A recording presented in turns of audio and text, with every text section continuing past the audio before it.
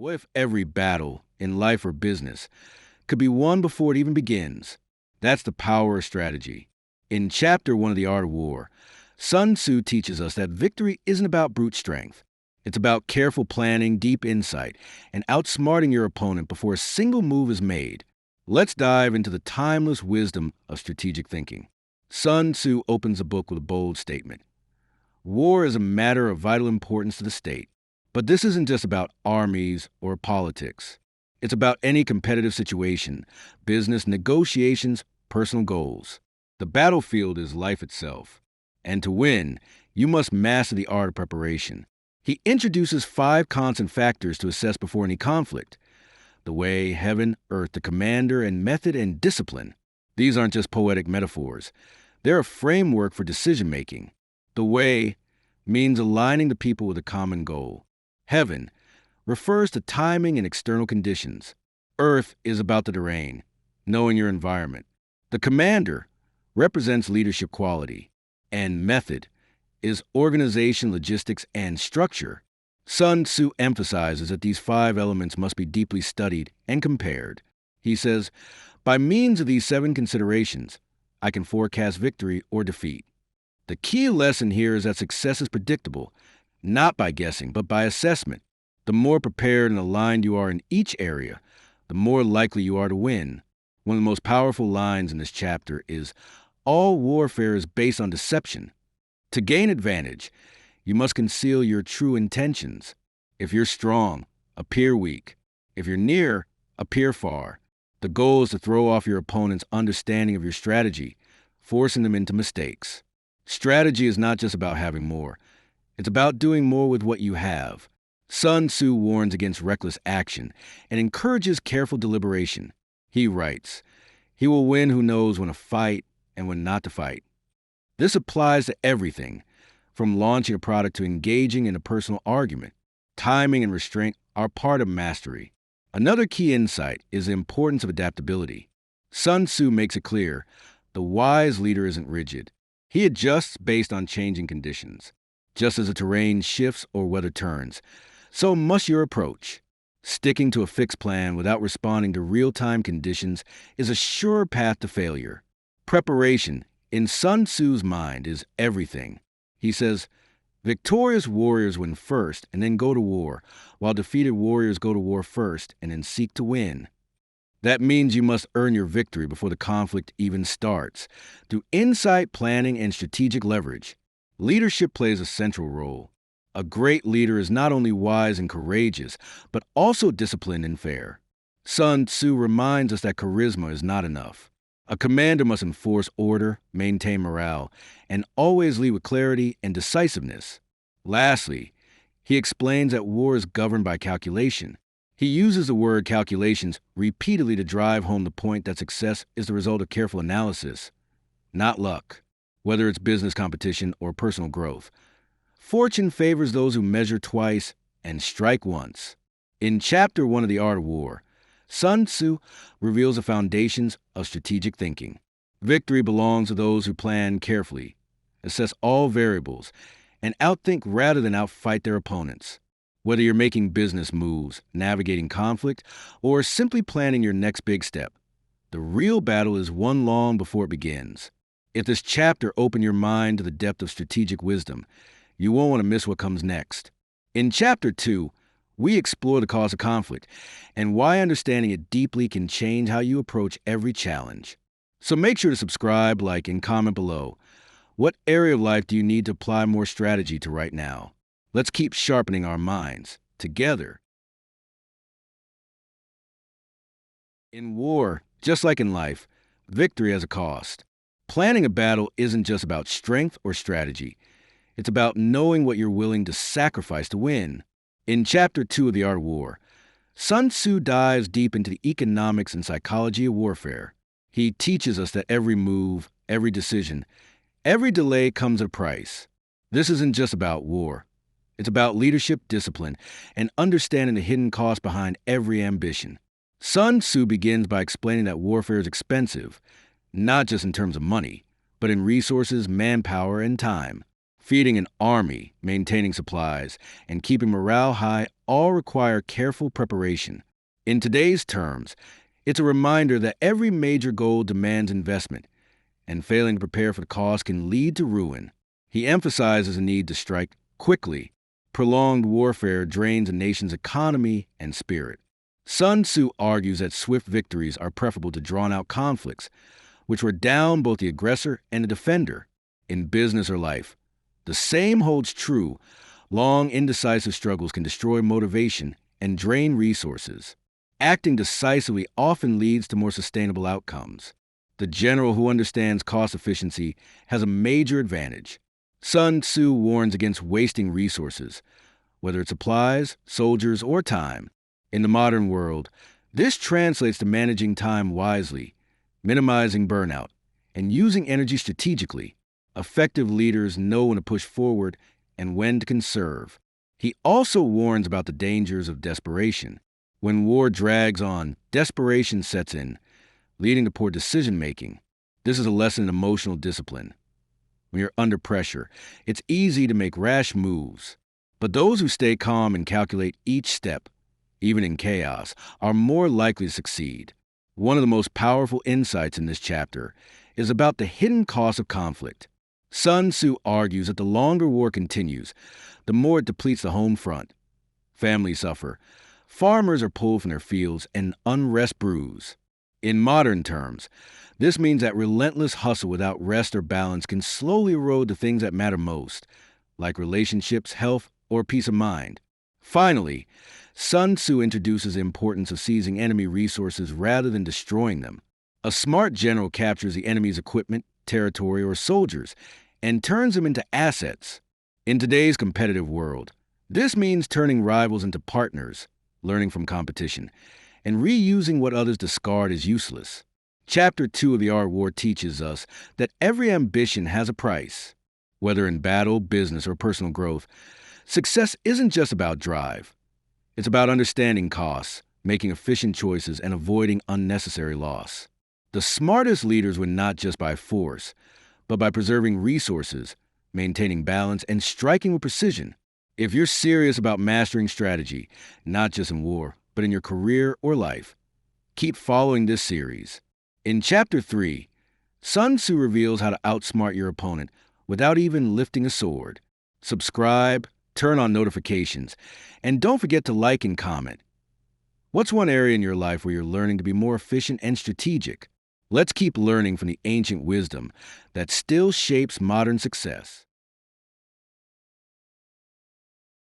What if winning didn't always mean fighting?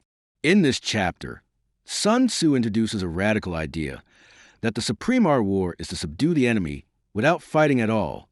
Victory, he argues, isn't about brute strength. It's about strategy, timing, and insight. If Chapter 1 gave us the principles of war, and Chapter 2 explained when and how to wage it, Chapter 3 is the heart of Sun Tzu's philosophy, winning through wisdom, not waste. Sun Tzu begins with a powerful hierarchy of success. The highest form of victory is defeating the enemy's plans. The next best is to defeat their alliances. After that, defeating their army. And the worst, though sometimes necessary, is attacking walled cities. Why? Because sieges are long, costly, and destructive. A general who wins without laying siege saves time, troops, and treasure. True strategy avoids unnecessary damage. According to Sun Tzu, a skilled general uses cunning, deception, and timing to unravel the enemy's plans before a sword is ever drawn. He recommends sowing confusion, dividing enemy forces, and turning allies against them. The goal is simple: weaken the opponent's position until they collapse under their own weight, not under yours. Another key concept introduced here is the importance of understanding both strength and weakness, yours and your enemy's. Sun Tzu writes, "If you know the enemy and know yourself, you need not fear the result of 100 battles. But if you lack knowledge of either, your chances fall." Self-awareness and intelligence gathering are not optional. They are essential tools in winning with minimal resistance. The general who commands without understanding his men, terrain, or opponent is doomed to react rather than lead. Sun Tzu emphasizes that true leadership isn't about domination. It's about discipline, clarity, and earning trust. Troops follow a leader who knows the terrain, inspires morale, and anticipates change. They falter under one who improvises without information. Strategy is a chess match, not a brawl. This chapter teaches us that war is not a contest of brute force, but of foresight and flexibility. When you build strong plans, adapt quickly, and remove emotion from decision-making, you make fewer mistakes. Sun Tzu warns, to win 100 victories in 100 battles is not the acme of skill. To subdue the enemy without fighting is the acme of skill. These principles go far beyond military combat. Whether in business, politics, or personal life, this chapter teaches that destroying a rival isn't always the best move. Outmaneuvering them, absorbing their strengths, or avoiding conflict altogether can often produce better, longer-lasting results. In summary, Chapter 3 teaches us that the sharpest mind wins before the battle begins. By mastering deception, reading your opponent, and choosing strategy over ego, you can achieve victory with minimal cost. The best win isn't loud. It's efficient, silent, and decisive. So, what are the takeaways from Chapter 3? First, the highest victory is to win without fighting. Second, siege warfare should be the last resort. Third, knowing yourself and your enemy is critical. And finally, strategy, not strength, wins wars and life's toughest battles. This is not just about defeating others, but about mastering yourself. If this chapter reshaped how you think about conflict and power, then stay tuned. In Chapter 4, Sun Tzu dives into tactical dispositions, how to position yourself so that victory becomes inevitable. Make sure to subscribe, hit the notification bell, and like this video if you're gaining value from this timeless wisdom. Drop a comment below. What's one situation where you think strategy could help you win without conflict? What if victory didn't come from charging ahead, but from patiently waiting for the right moment to strike? In Chapter 4, The Art of War, Sun Tzu shifts the focus from aggressive warfare to intelligent positioning. This chapter, titled Tactical Dispositions, teaches that the true master of conflict wins not through brute strength, but through strategic patience and preparation. Sun Tzu begins by asserting critical truth. A commander can ensure their own defense, but not always guarantee victory. That might seem odd at first. Isn't victory the goal? Yes, but Sun Tzu explains that trying to control outcomes beyond your reach leads to failure. What you can control is your own readiness. You can prepare your army, strengthen your position, and remove vulnerabilities. When victory presents itself, the well-prepared will be ready to seize it. One of the most powerful concepts in this chapter is the idea that winning without fighting is the ultimate goal. Sun Tzu doesn't glorify battle. Instead, he values restraint, calm, and calculated moves. It's not about seeking conflict. It's about positioning yourself so well that the enemy loses before the fight begins. He writes, "To secure ourselves against defeat lies in our own hands, but the opportunity of defeating the enemy is provided by the enemy himself." Another insight, the best commanders win with ease. Sun Tzu praises leaders who win without struggle, who take cities without destroying them, who defeat enemies without unnecessary bloodshed. These are not lucky generals. They are disciplined, observant, and relentlessly strategic. They read the battlefield, understand timing, and recognize when an enemy is weak. This chapter also highlights the value of formlessness. Predictability is a weakness in war. When you become too fixed in your methods, your enemy learns how to counter you. Instead, Sun Tzu encourages adaptability. Like water finding its path through rock, the wise leader shifts with changing circumstances and never becomes easy to anticipate. This is why strong tactical disposition isn't about rigid plans. It's about flexible principles. Sun Tzu introduces a subtle but crucial distinction. Being invincible is not the same as being victorious. Invincibility comes from creating a position that cannot be overcome. Victory comes from finding and exploiting the weaknesses of others. This means that great strategy isn't always about offense. Defense, when prepared and patient, is often far more powerful. A tactically sound position forces the enemy into mistakes. He also reminds us that excellence lies in simplicity. Those who appear effortlessly successful have often put in the most unseen preparation. Like a master artisan who makes the difficult look easy, a great general spends far more time building strength than showing it.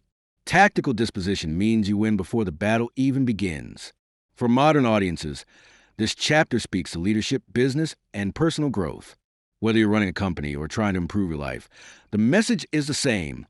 Focus on removing your weaknesses, control what you can, and don't chase battles that aren't worth fighting. Success favors the patient, the prepared, and the adaptable. Chapter 4 of The Art of War reminds us that strategic preparation is more important than raw aggression. Strengthen your defenses, stay flexible, avoid predictability, and only strike when success is inevitable. Tactical disposition isn't about doing more. It's about doing what matters when it matters most. If you found this breakdown insightful, there's much more wisdom ahead.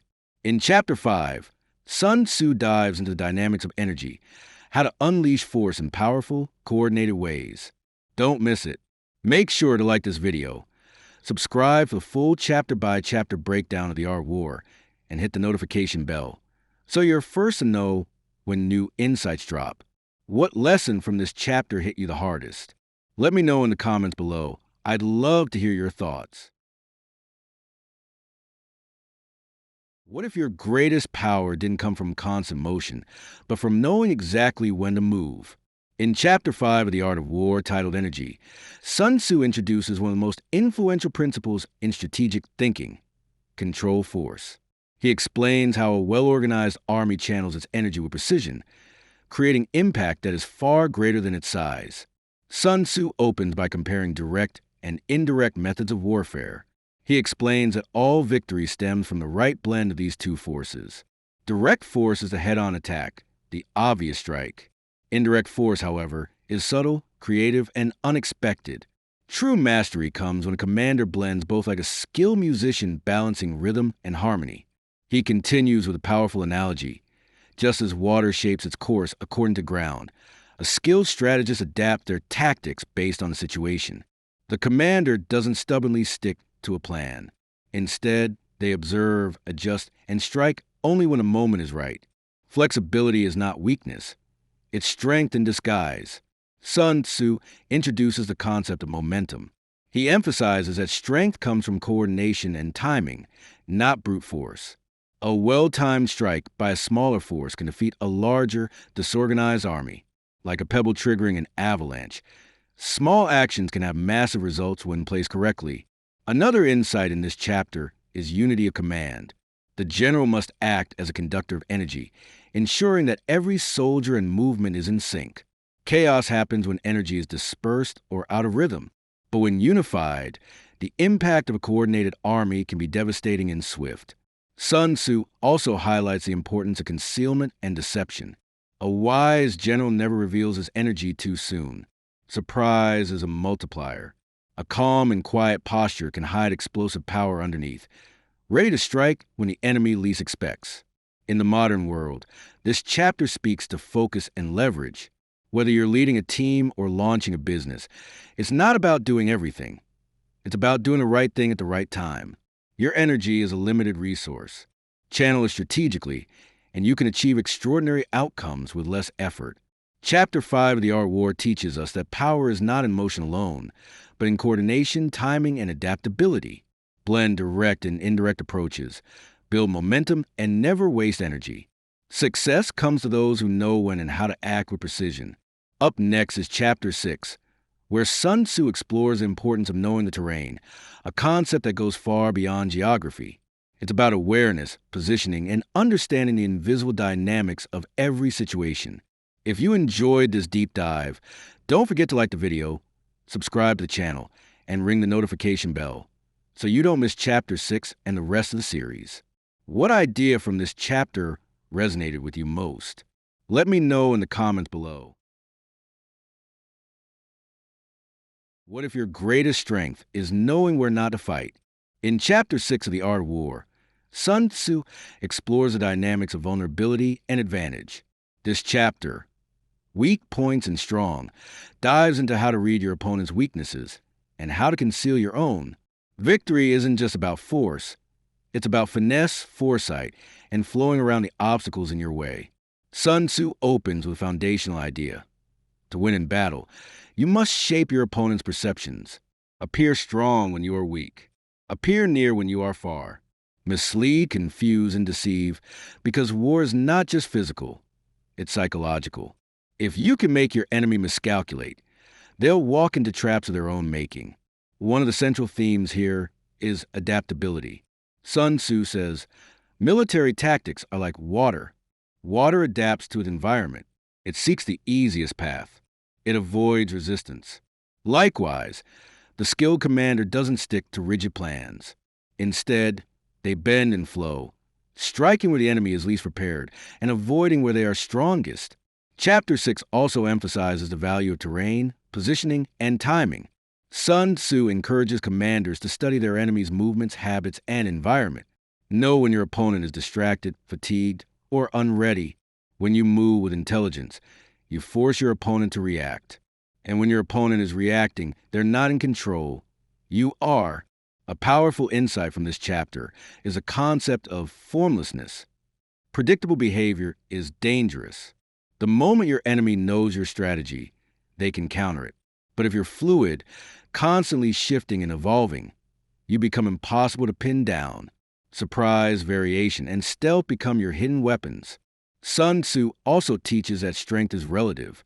An army may appear powerful, but if it's scattered, slow, or poorly led, it has exploitable weak points. Similarly, a smaller force, well-coordinated and agile, can dominate a disorganized, larger one. The key is not size, but structure and strategy. In modern life, this chapter holds deep lessons.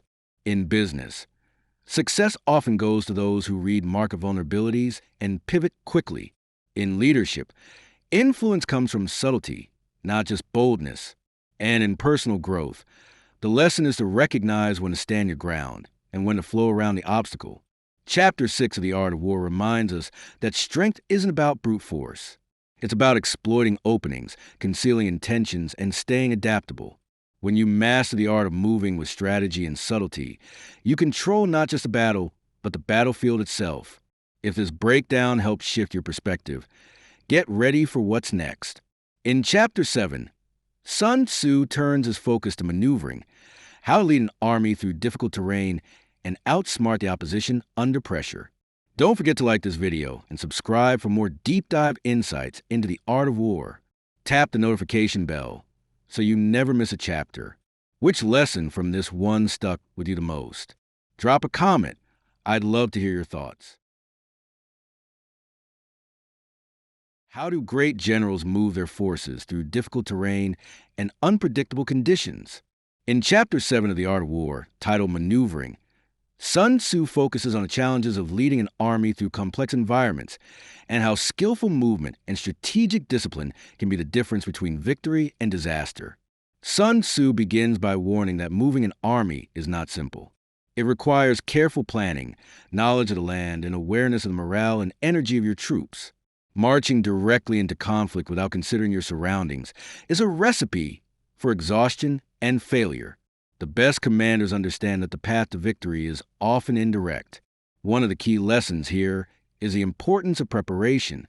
Sun Tzu reminds us that you should not engage in battle until you are in a position of advantage. This includes understanding your terrain, your supplies, and the strength of your forces. In modern terms, don't rush into competition or confrontation without securing your foundation first. Another insight is about unity and coordination. Sun Tzu uses metaphors to describe the discipline of troops, how they must move like a single entity, responding swiftly to signals. This discipline allows an army to act efficiently, even in chaos. In business or leadership, it's the same. A coordinated team with shared understanding moves more effectively than one in disarray. This chapter also touches on deception and strategy. Sun Tzu suggests that when you are near, you should appear far. When you are far, appear near. This kind of misdirection keeps your opponent uncertain and reactive. In today's world, it's about not revealing your full intentions, keeping your edge by being unpredictable. Maneuvering is not just about where you move, but how you respond to the movements of others. Sun Tzu discusses the idea of forcing the enemy to respond to your plans instead of reacting to theirs. By seizing the initiative, you put the opponent on the defensive, a valuable position to control the flow of events. He also cautions against certain missteps. rushing into action without understanding the ground, moving in difficult terrain without preparation, and underestimating the fatigue of your troops. All of these can break morale and lead to failure. The wise leader considers not just the goal, but the journey. For modern audiences, Chapter 7 is a lesson in strategic movement, not just in war, but in careers, entrepreneurship, and personal growth. Don't act rashly. Align your team. Learn the environment. Deceive when necessary. And always control the pace of engagement. Chapter 7 teaches us that maneuvering requires patience, insight, and strategy. Victory goes to those who prepare thoroughly, move intelligently, and act in unity. Whether in battle or in life, smart movement beats speed. If this chapter helps sharpen your thinking, you'll want to stick around for Chapter 8, where Sun Tzu explains the 9 kinds of terrain and how to navigate each one wisely. Like this video, subscribe for the full breakdown of the art of war and turn on the notification bell so you never miss an episode. What part of this chapter resonated most with your personal journey? Drop your thoughts in the comments. What do the best strategists do when plans fall apart and the landscape shifts? In Chapter 8 of The Art of War, titled The 9 Variations, Sun Tzu explores how flexibility, awareness, and decisiveness can make or break a campaign. This chapter teaches us how to adapt wisely to changing circumstances and how to lead without falling into traps of rigidity or recklessness. Sun Tzu opens by highlighting 9 types of ground, different situations a commander might face when maneuvering an army. Each terrain or position demands a unique strategic response. This isn't just about geography. It's about understanding the psychology and context of your situation. In other words, what works in one scenario may fail disastrously in another. The core message is clear. No single strategy fits all situations. Great leaders must be fluid. Just as water molds itself to the shape of the container, a commander must adjust plans to fit the ever-changing environment. In modern life, this means reading the room, shifting tactics, and refusing to rely on a rigid plan. One of Sun Tzu's greatest warnings in this chapter is against predictable behavior. He urges leaders to remain adaptable, even to the point of contradicting previous strategies, if the situation demands it. Success depends not on sticking to a script, but on responding to real-time data with bold decisions. Another theme is the importance of awareness, both of your own condition and that of your opponent. Sun Tzu points out that understanding both strengths and weaknesses on each side allows for smarter choices. A good strategist isn't just concerned with their plan, but how that plan will interact with the real-world conditions and the enemy's response.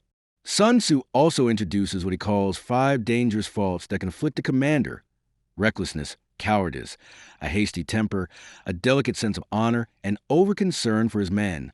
These human flaws can distort judgment and lead to disaster. A wise leader must manage both the battlefield and their own emotions. This chapter is a masterclass in situational awareness. It's not about having a perfect plan. It's about knowing when to change the plan.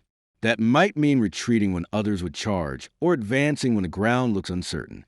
The leader who adapts faster wins. In modern terms, Chapter 8 applies to leadership, entrepreneurship, politics, and even personal growth. The landscape is always shifting. Your strength lies not in clinging to what worked yesterday, but in noticing what's needed today. Strategic variation is your real advantage. Chapter 8 emphasizes flexibility, psychological insight, and emotional control. It teaches us that even the best strategies must evolve, and that leaders who fail to adapt will fail altogether. Whether you're leading a team or navigating personal challenges, responsiveness is more powerful than rigidity. Ready to take your understanding deeper? In Chapter 9, Sun Tzu explores the army on the march, where movement, observation, and signs become critical tools of strategic leadership. If this helps sharpen your mind, hit like, tap subscribe, and turn on the notification bell so you don't miss the next chapter. Let me know in the comments, what's one situation where being flexible gave you the upper hand? Imagine this. You're leading a team through unfamiliar, high-stakes terrain. Every step forward could either bring you closer to success or straight into a trap. Chapter 9 of The Art of War, titled The Army on the March, is all about reading your environment and your opponent. skills just as vital today as they were in ancient warfare. This chapter dives into how commanders should interpret signs in the physical world and enemy behavior to make better decisions. It's a lesson in awareness, observation, and intuition. Sun Tzu begins by stressing the importance of observing your surroundings with precision, from the direction of smoke to the behavior of animals. Every clue in the environment holds potential insight. If birds suddenly take flight, it could signal movement. If dust rises in a straight column, cavalry may be approaching. These natural signals, while ancient, symbolize a broader principle. A great leader is one who notices the small details others overlook. The general must not only understand terrain and weather, but also the state of the army itself. Sun Tzu teaches that the condition of your troops, whether they are tired, disorganized, or moving too quickly, reveals their state of mind and effectiveness. In leadership terms, this translates to constantly gauging the morale, readiness, and emotional state of your team. Moving fast doesn't always mean progress. It could signal panic. Sun Tzu then turns to interpreting the enemy. If the enemy appears humble, they may be plotting. If they are loud and brash, they could be covering fear. He advises reading these signals to anticipate attacks or feints. In today's world, this means looking beyond surface behaviors, what competitors say or project, and understanding the motivations behind them. The real strategy lies beneath the surface. One standout idea in this chapter is controlling perception. Sun Tzu suggests creating false appearances to confuse or mislead the enemy. Just as your opponent can deceive, so should you. In our world, this means not showing all your plans, holding some cards close to the chest while revealing just enough to influence how others respond. Another concept discussed is the alignment of the army. Sun Tzu says a well-ordered army on the move is like a well-run company. It shows clear discipline, preparation, and purpose. Whether in business or personal leadership, how your team moves and reacts reveals the culture you've cultivated. Disorder isn't just inefficient. It signals vulnerability. Sun Tzu also cautions that physical signs of weakness, like soldiers leaning on weapons or avoiding certain terrain, could predict internal failure. Leaders must stay ahead of fatigue, confusion, and low morale before it undermines performance. This is about emotional intelligence, knowing when to rest, when to inspire, and when to recalibrate. He closes the chapter by reinforcing the link between observation and survival. Those who pay attention, stay calm, and read the signs are less likely to be caught off guard. This chapter teaches us that leadership isn't just about action, it's about reaction. Knowing when not to move is just as strategic as launching a bold advance. Chapter 9 is a masterclass in awareness. Sun Tzu teaches us to read environments, interpret intentions, disguise our moves, and stay aligned internally. Whether you're managing a team, running a business, or navigating life's complexities, paying attention to the small signs can make all the difference. In the next chapter, Sun Tzu tackles terrain types and their strategic use, expanding on environmental factors that can tip the balance of power. It's a vital continuation of the themes we explored here, so stay tuned for Chapter 10. If this breakdown helped you sharpen your mindset, don't forget to like the video, subscribe to the channel, and hit the bell icon for more insights from the Art of War. Drop a comment with your favorite takeaway. What signs are you going to start looking for in your journey? Picture a general standing at the edge of a vast battlefield. Before him lies a patchwork of hills, rivers, forests, and open ground. Each area offers a different challenge or opportunity. In Chapter 10 of The Art of War, titled Terrain, Sun Tzu breaks down 6 types of ground and how they impact strategy. This isn't just about geography. It's about how environments shape decisions. The first terrain type Sun Tzu discusses is accessible ground, open spaces that both sides can reach easily. Here, neither side has a distinct advantage, so the wise move is to occupy it first, securing a strong position while denying it to the enemy. In modern terms, this could be a shared market or a level playing field where first mover advantage matters. The second type is entangling ground, filled with obstacles like forests, narrow paths, or difficult terrain. This type slows movement and can trap forces if not navigated wisely. Leaders today face entangling ground when dealing with bureaucracy, complex regulations, or unstable partnerships. Any situation where progress is slow and the risk of retreat is high. Next is temporizing ground. These are areas neither side wants to occupy first due to unclear benefits or hidden dangers.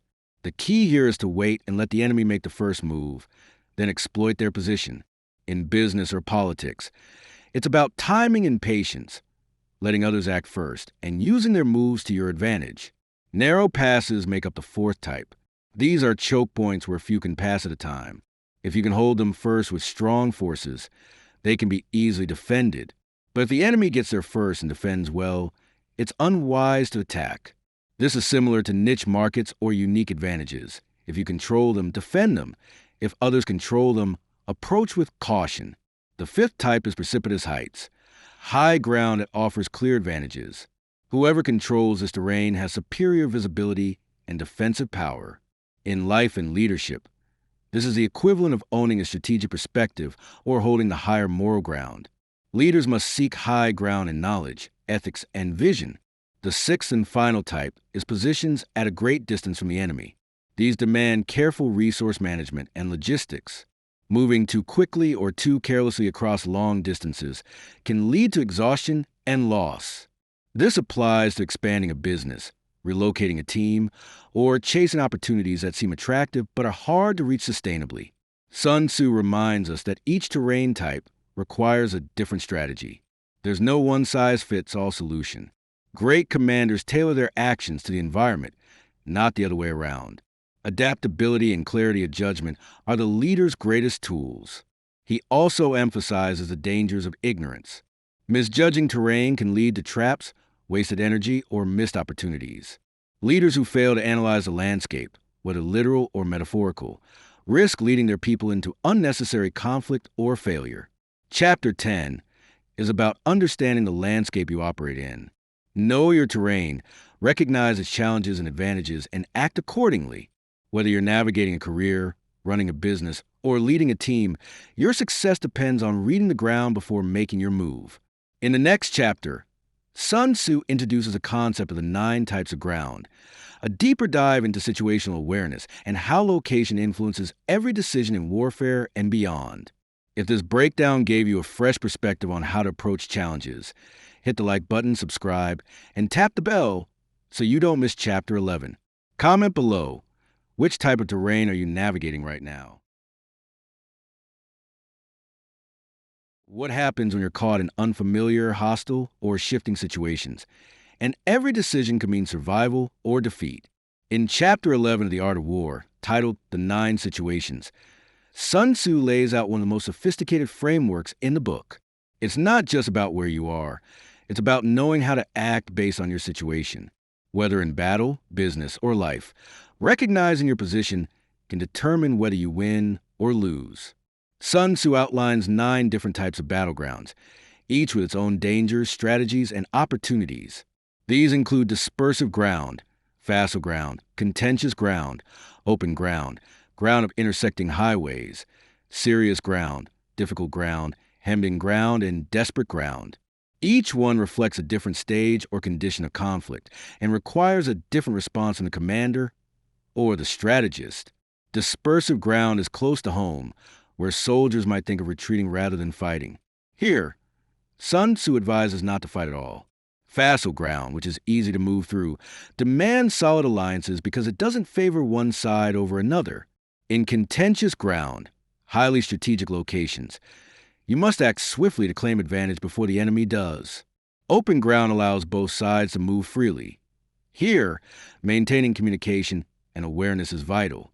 Ground of intersecting highways is where multiple forces may converge.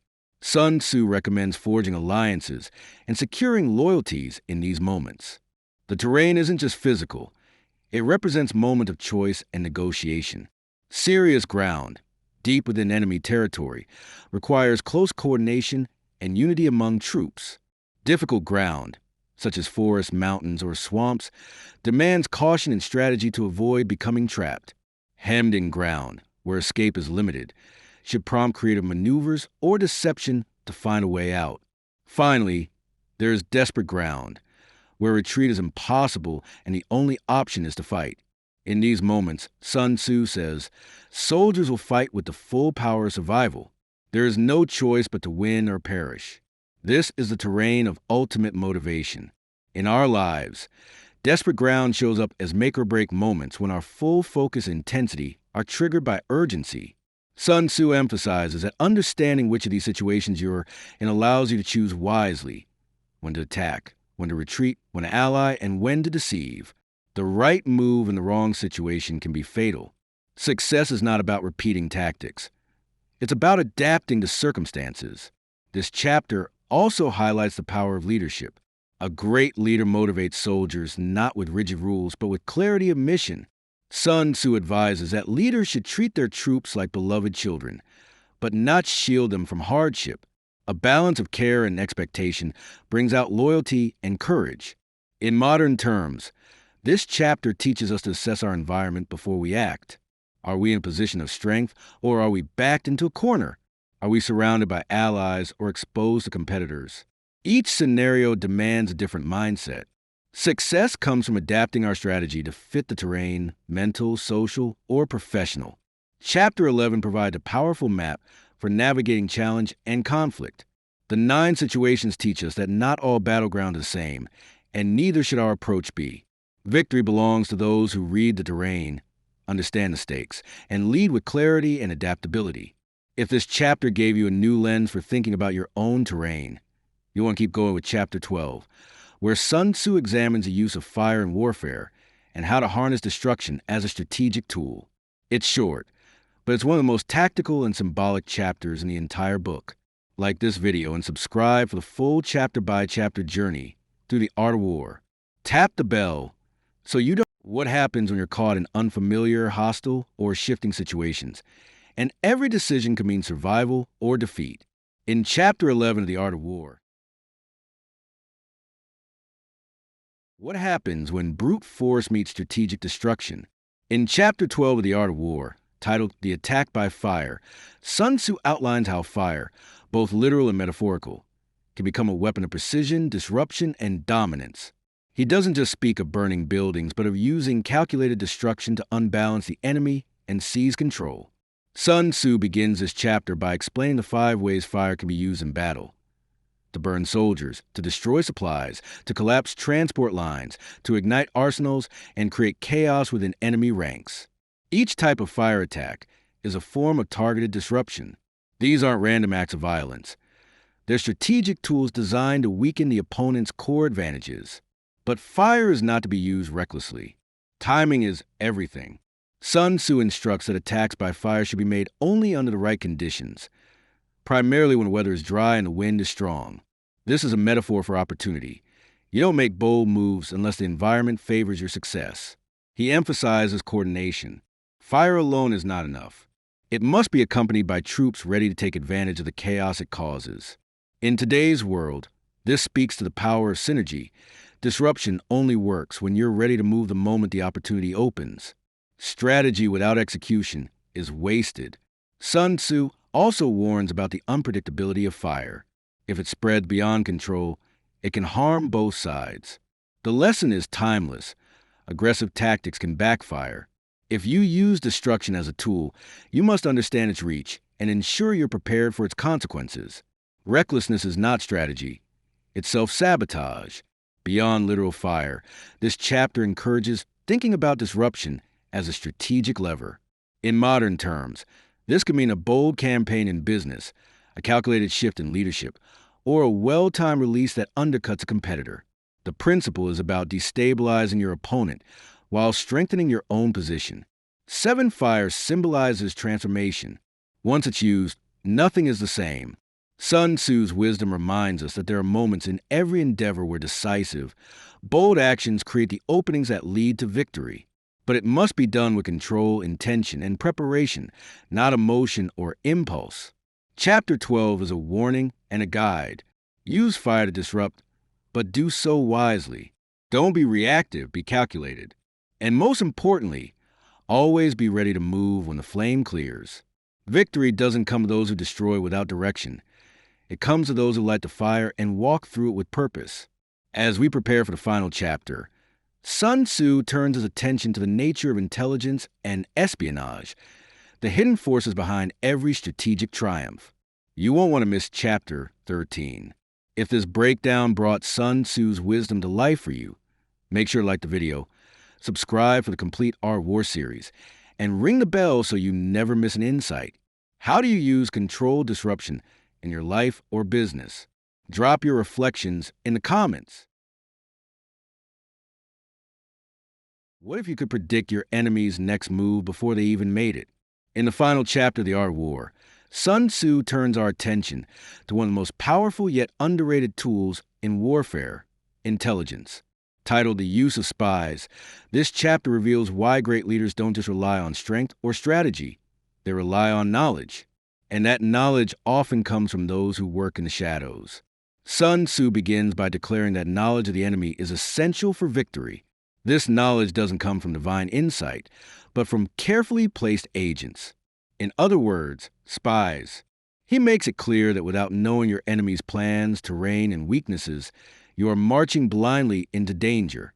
Thus, investing in espionage is not just a tactical option, it's a strategic necessity. He classifies spies into 5 categories: local spies, inward spies, converted spies, doomed spies, and surviving spies. Local spies are recruited from among the people of the enemy territory. Inward spies are enemy officials turned informants. Converted spies are enemy agents turned double agents. Doomed spies are those used to spread false information. Surviving spies are those who return with solid intel. Sun Tzu emphasizes that success often depends on coordinating all 5 types effectively. Among these, surviving spies are the most valuable. Why? Because they are the ones who bring back first-hand, actionable intelligence. Sun Tzu instructs that their report should be trusted and rewarded. He also highlights the importance of secrecy. Only the ruler and top commander should know and direct the use of spies. Leaking such information can lead to mission failure or worse. What's striking is how Sun Tzu views deception and intelligence gathering not as dishonorable, but as wise. He insists that spreading misinformation, manipulating perception, and using deception to weaken the enemy is not treachery. It's smart warfare. The more unpredictable and misinformed your opponent is, the more control you retain. Sun Tzu also stresses that timing and credibility matter. If your spies provide conflicting information, you must test and validate it. Good intelligence leads to good decisions. Bad intelligence leads to ruin. Commanders must therefore know how to manage information, what to share, what to hide, and what to act upon. For the modern leader, Chapter 13 serves as a masterclass in information management. Whether you're running a company, launching a brand, or navigating complex negotiations, having reliable insight into your competitors, markets, or even your own team can give you a decisive edge. Intelligence isn't just about spying. It's about being aware, prepared, and 2 steps ahead. Sun Tzu closes the Art of War with the message that real power lies not just in armies or weapons, but in understanding. Victory is determined before the battle begins. When leaders gather knowledge, deploy it wisely and act with strategic precision. Intelligence is the invisible hand behind every great triumph. That wraps up Chapter 13 and the conclusion of the Art of War. If this chapter opened your eyes to the power of foresight and preparation, consider how you can start applying that to your own life today. Are you collecting the right information? Are you using it to make better decisions? If this breakdown gave you new insights, don't forget to like the video, subscribe to the channel, and hit the notification bell so you never miss a strategy from history's greatest thinkers. Share your biggest takeaway from this chapter in the comments. Let's learn from each other.